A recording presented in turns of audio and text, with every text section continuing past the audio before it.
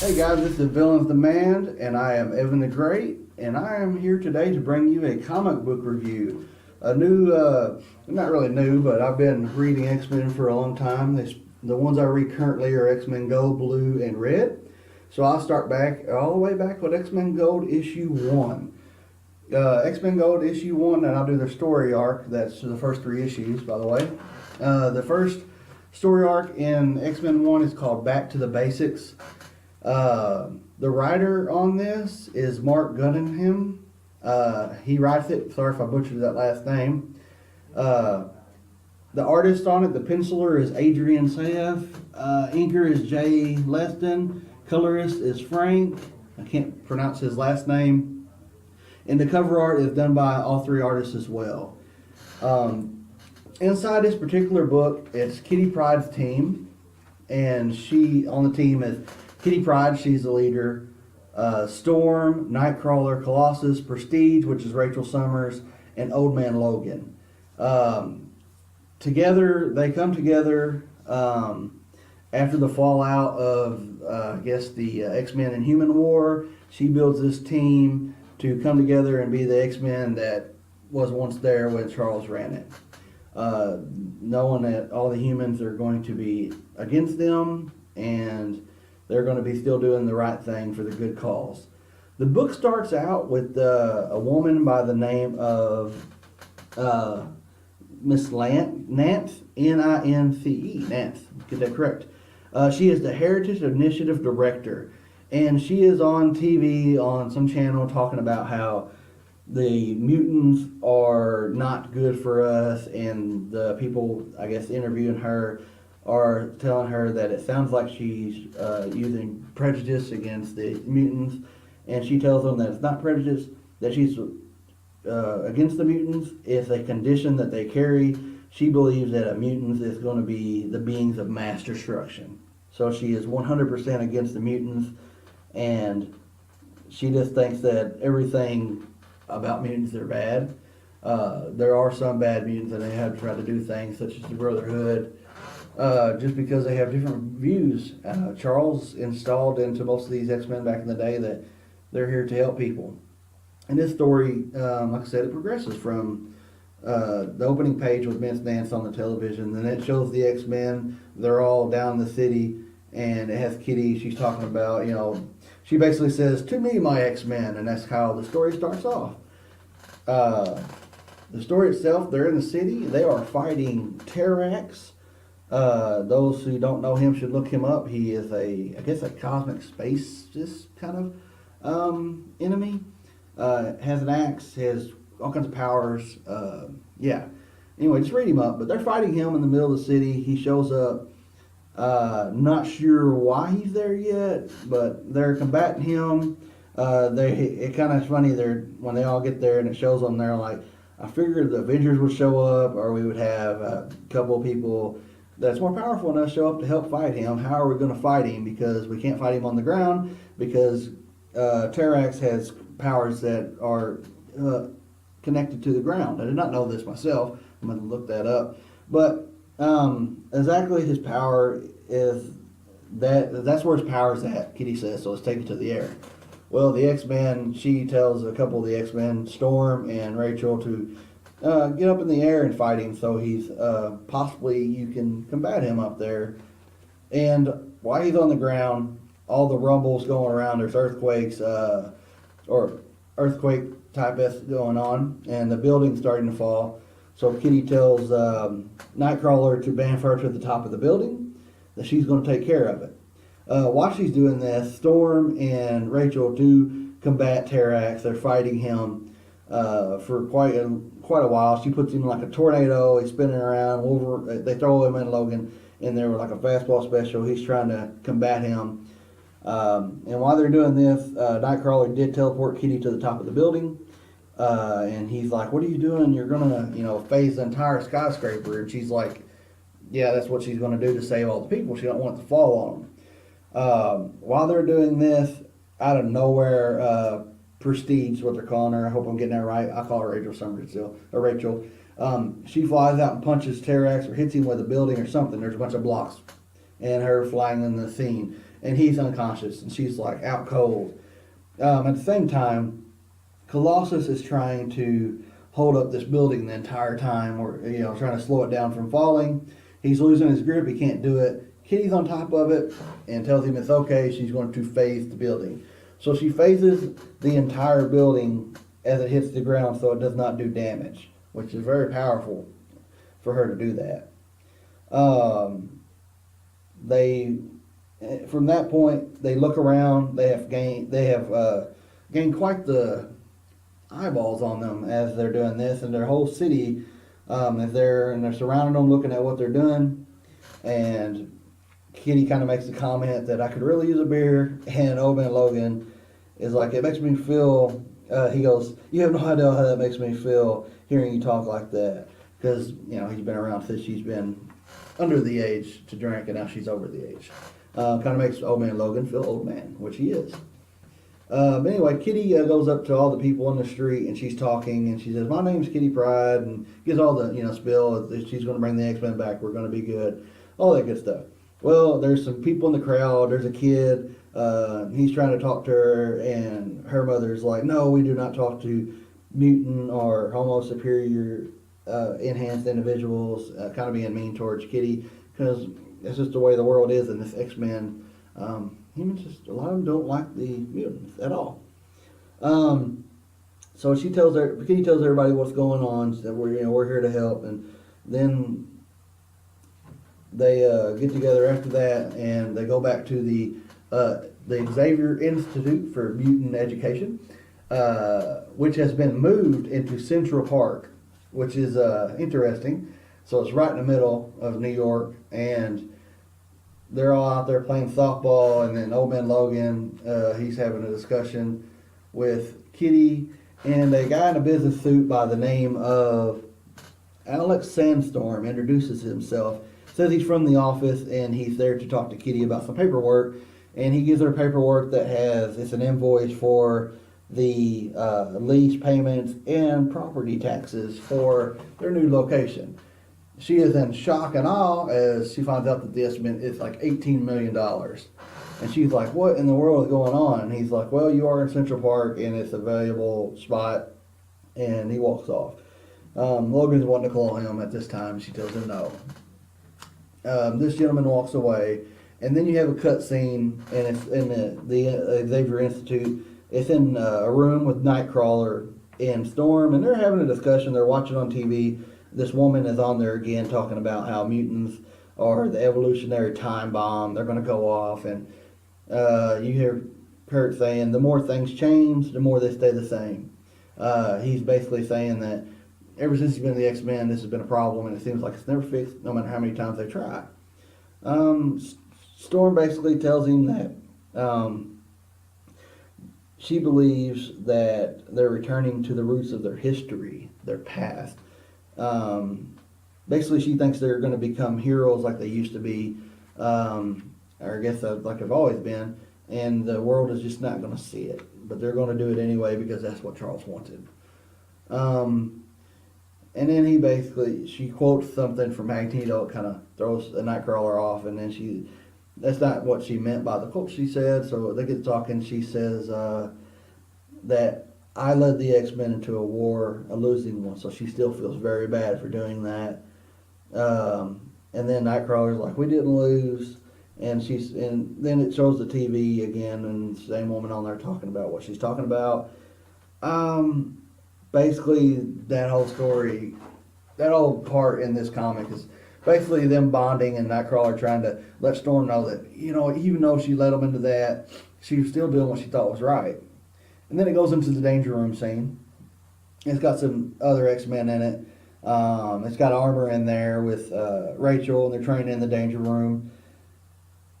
And she's kind of showing out and showing them how powerful she is and everything. And then one of the students call her, what do they call her? My bad. They say Miss Gray, and then they're like, oh, she don't go by Miss Gray no more. She goes by Rachel, or she goes by Prestige, or whatever you want to say, Prestige. I don't know. I still call her Rachel. They call her that, she tells him to call me Rachel, and she's like, Kitty thought it would be good to go by a new name, which is Prestige, because she don't want to be remembered as the Phoenix or Marvel Girl because all those had bad things hooked to it. Those are not the Phoenix Forces in Rachel, or was. She wants her to look forward and past this and not think about those things. And then it goes into a couple pages where Kitty's in the room looking through all these papers, trying to do her homework and everything. And then Colossus walks in, says he's got some dinner, she wants to join him. Basically, she tells Colossus that she still likes him and everything, but they're no longer a couple. She's moved on. During this romantic spout of trying to get back together between Colossus and her, the door swings open and they say the city's being attacked. So they round up all the X-Men and they go to the, I think the United Nations building that's getting attacked. Yes, the United Nations headquarters in Manhattan. There's a big hole through the building when they get there. There's all kinds of people saying that something blew up in there and it's on one of the floors. And Kitty tells Nightcrawler to bring her and Old Man Logan to that floor. They pop up on that floor and lo and behold is a bunch of mutants, Pyro and Magma, and some other, one of them used to be a Morlock. And they're like, they show up and they're like, who the heck are these guys? And they're like, we're the Brotherhood of Evil Mutants. Which kind of left me a little bit of shock and awe because I love the old days where it was X-Men versus Brotherhood. And then on issue 2, we go into a continuation of that battle in the United Nations building between the X-Men, which is actually just 3 of them at the time, Logan, Nightcrawler, and Kitty. They're fighting the Brotherhood. But right before it gets into that combat, it has a page in the front of the book, and it shows the phone ringing, and Miss Nance picks it up, the one that's all about hate mutants and everything. And it's like, hey, the building's being attacked, and there's mutants on scene. And then it shows the Brotherhood and the X-Men throwing down. Magma is one of the Brotherhood, which really catches them off guard because she used to be an X-Men. They don't know why she's on the Brotherhood now. And she starts to burn, I guess her and Pyro together, or just her, not sure. They throw all kinds of magma on top of Old Man Logan. He starts burning to death. And Kitty's like, Kurt, get him out of here. So he takes Nightcrawler and bamps away. She's there by herself. She hollers out for the rest of the team. And they're like, we have a situation down here. And they're telling her that the building's, got a hole in it. It's on fire. Trying to save the instance. And then she says, I need a TFS stat. Which is kind of funny because the Brotherhood is like, what is a TFS? And then out of nowhere, Colossus comes swinging in. It says telekinetic fastball special. Bashes one of the Brotherhood members, knocks him out. It's not kind of cool because the fastball special is Colossus throwing Wolverine, and the telekinetic fastball special is Colossus being telekinesis by Rachel, which is cool. But anyway, they fight some of these, and there's also a few people they don't know who they are that's on this new Brotherhood team. As they're combating the Brotherhood, at the same time, Nightcrawler bamps away with Wolverine. He looks up and he sees, I think they call him Mesmer. I can't pronounce his name correctly, but basically, he is a telepath, pretty strong one at that. And he's sitting there and he's like, oh, I'm glad that you brung Wolverine to me. And Kurt finds Mesmero, Mesmero. Anyway, sorry to get off track there a little bit, but he pops up and he's like, looks up, he's like, what are you doing here? And he's like, basically he tells him, it's nice that you bamf Wolverine to me. And he's like, hello, Logan. And he starts to talk to him. And they go to back to the cut screen that shows the Brotherhood and the X-Men fighting, and Storm's basically had enough, and she casts looks like a big lightning bolt, storm of some type, to she's going to cast it anyway, and then all of a sudden all the Brotherhood disappear, and they're like, what is going on? About this time they're on top of this building fighting these people. They turn around, a shield helicopter flies up. So they're like, well shit, all this is on fire and they disappeared and we're on top of this. Definitely going to be fuel for the anti-mutants. Then you go into the next couple pages, and Captain America is sitting there with Kitty Pryde, and he's like, what in the world's going on, and Kitty's telling him that they was there trying to help, and it ain't looking good. He's telling her this Nance woman that's working for the Heritage Initiative Director, is bashing them and saying that they're mutant terrorism, that they're trying to shoot down, the United Nations building. And she basically tells him, like, that's not what's going on. We were there trying to save it.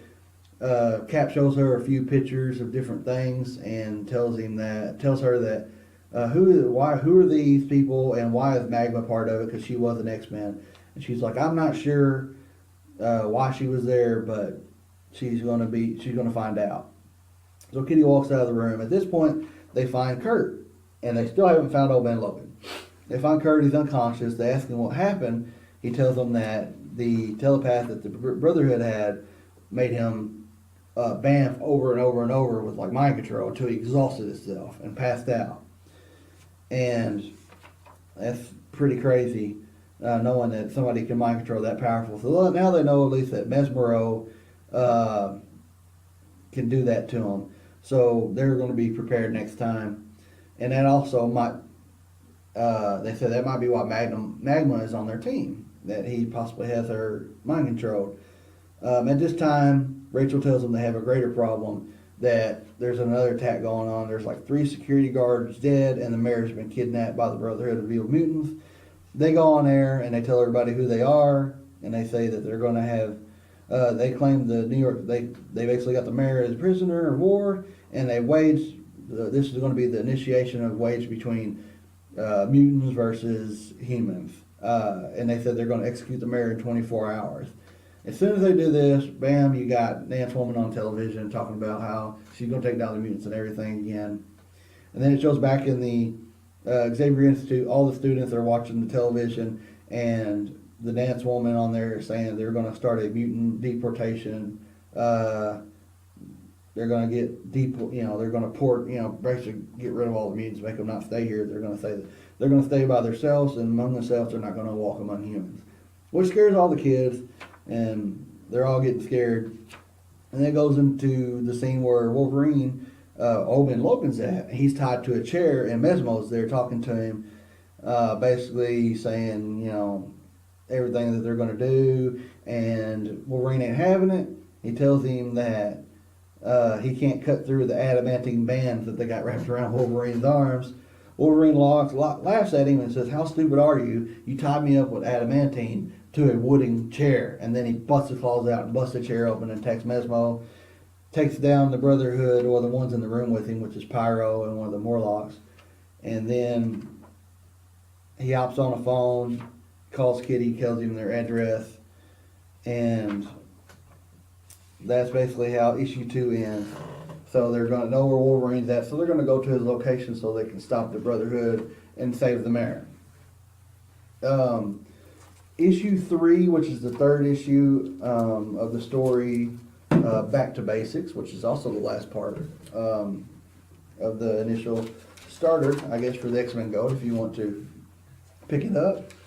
The cover art is the same, and the writer is the same. Artist, all that good stuff. In issue 3, it starts where it starts off and it shows Wolverine and the rest of the Brotherhood have finally regrouped on him, and now the other ones have got up and they basically torch him, beat him up real bad. At the same time, the X-Men are going to proceed to go get Logan and save the mayor, and they get there and all the students are there and they're in front of them, and they say, "How about you make your team better and let some of us come and join you in the battle?" She's basically like, "No, we're not going to do that," and they argue with her. So she basically breaks down. She's like, "Okay, I'll take a couple of you."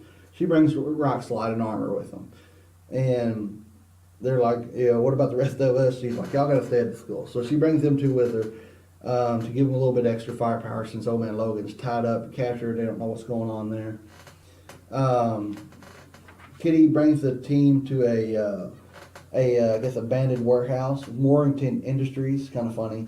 It's been condemned. I guess that's where they're keeping Wolverine at. They get there, and this time they come prepared. She has Rachel put like a mind barrier on there, on everybody where they can't be controlled by Mesmo. And it shows the chair and the mayor's there, and they're going to do like a broadcast of they're murdering him or whatever. But they get there and they're fighting everybody, and then Storm goes off with a rock slide, and they run into a mind-controlled Wolverine that's attacking them. So that's very crazy. So they're attacking him. Nightcrawler, she tells him to bamf away and grab the mayor. He bamfs into where the mayor's at, and then it shows the scene where Rock Slide and I guess Storm are battling the mind-controlled Wolverine. And then it shows Rachel, she's flying around, and they're like, what's going on? All of a sudden, she falls to the ground and looks up. Mesmo is there, and he's basically going to try to fight her. And then it shows Colossus and Kitty in armor, and they're fighting one of the new Brotherhood mutants, they're calling him. He's like the green alien-looking guy. And at the same time, it just shows all the X-Men what they're doing inside inside this abandoned warehouse. It goes back to Wolverine fighting Storm and Rock Slide. They're not doing too good, so Storm just fries him with a lightning bolt and knocks old man Logan unconscious. And then from there, it shows all the X-Men basically combating the Brotherhood and beating them. And then it shows a scene where Rachel and Mesmo are going to go at it with in their minds. It don't last very long, and she knocks him out with it. And they're like, what is going on? She's like, I read his mind. He's weak. I took him out. But this is a trap. The whole place is rigged with explosives. So Kitty yells out that we need a violent extraction. And I'm like, what is that? The X-Wing, Nightcrawler, bamfs it, apparently, or it was telekinetically moved by Rachel. It don't really say, but it shows up in the middle of the building. And they all get on it, except for Kitty. They're all like, what are you doing? She's like, I'm going to go and save Magma. Well, she goes and finds Magma, and she's like lost her mind. She's in a corner crying, and she shoots her with her powers. And they get to talking, and she tells them to leave on the intercom thing, or the little mics they got. And the X-Jet's flying away, and you see an explosion, and they're all yelling like, no! And then they come back after the explosion, rubble and everything, and they're going to look for Kitty. Well, they don't find her. She finds them. She comes out dragging Magma with her, and basically going to bring her back to the Institute. At the same time, S.H.I.E.L.D. shows up and takes all the Brotherhood, except for the green guy. The X-Men get to keep him to interrogate him.